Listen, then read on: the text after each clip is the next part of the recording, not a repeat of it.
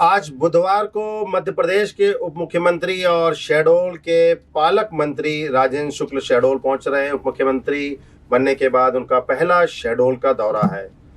मुख्यमंत्री यहाँ आ रहे हैं तो लोगों की उम्मीदें भी जाहिर है उनसे जाग जाती हैं। जिन लोगों के काम अरसे से अटके हुए थे, विकास का मुद्दा हो या फिर नौकरी का या फिर भ्रष्टाचार का, तमाम लोगों का हुजूम मंत्री के आसपास लगना शुरू हो जाता है।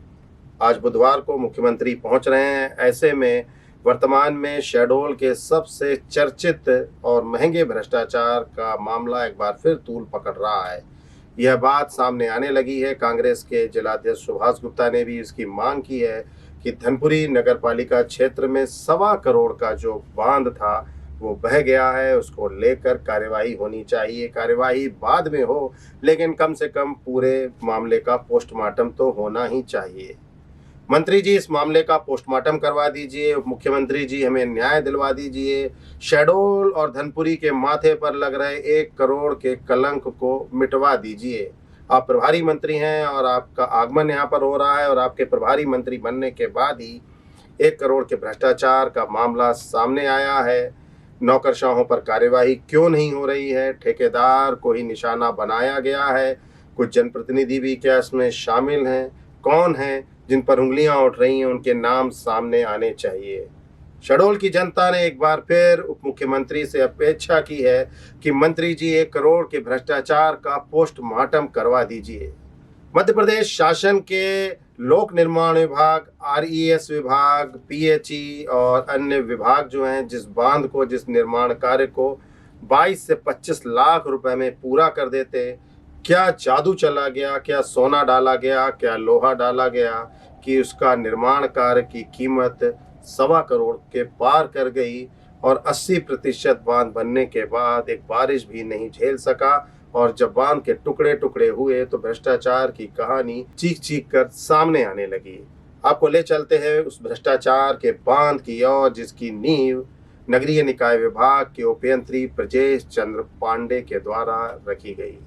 स्क्रीन पर आप ब्रजेश चंद्र पांडे को देख सकते हैं और सबसे पहले उनका यह बयान सुनिए जो बहुत ही हास्यास्पद है, अपने आप में हास्यास्पद है। और उसके बाद हम आपको उस पूरे प्राक्कलन, उन एस्टीमेट के बारे में बताएंगे जो उसके निर्माण के लिए तैयार किया गया था और कैसे 25 लाख के बांध की कीमत 1 करोड़ 30 लाख तक पहुंचा दी गई। सुनिए, ये 16 तारीख का बयान है, 16 अगस्त का बयान है, जब पहली बारिश में बांध का मिट्टी का हिस्सा कुछ बह गया था तो श्री पांडे जी ने क्या कहा था। 101 गारंटी वाला बयान उनका सुनिए। 100% गलत है कि पहली बारिश में बह गया।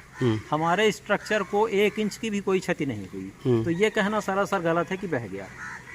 ये तो 101% गलत है कि स्ट्रक्चर बह गया। स्ट्रक्चर को जरा भी क्षति ही नहीं पहुंची और अभी निर्माणाधीन है।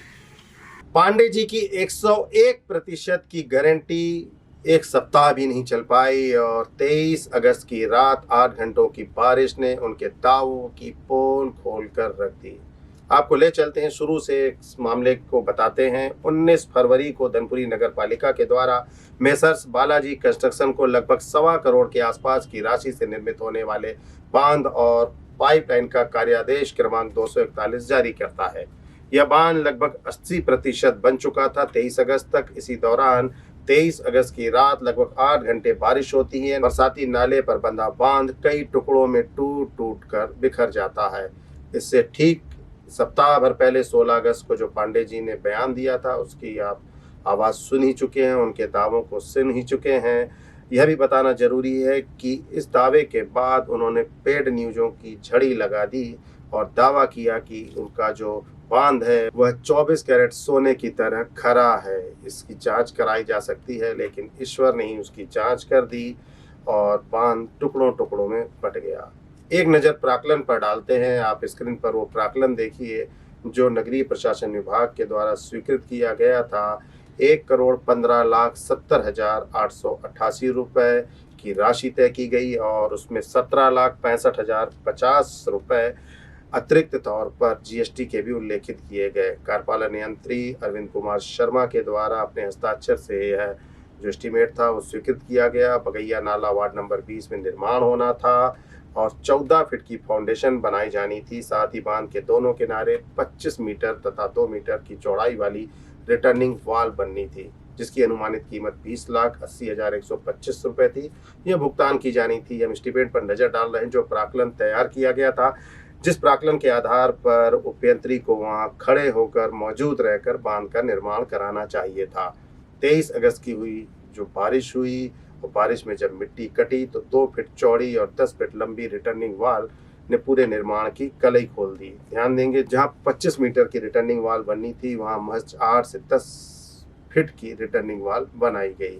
डैम की लंबाई और चौड़ाई में भी खेला किया गया। उपयंत्री के द्वारा एस्टीमेट यह बताता है कि डैम की लंबाई 29 मीटर, चौड़ाई 12 मीटर तथा गहराई 4 मीटर है। 4 मीटर के अलावा 3.5 मीटर की अतिरिक्त गहराई जो जमीन के नीचे कंक्रीट के तौर पर बनाई जानी थी।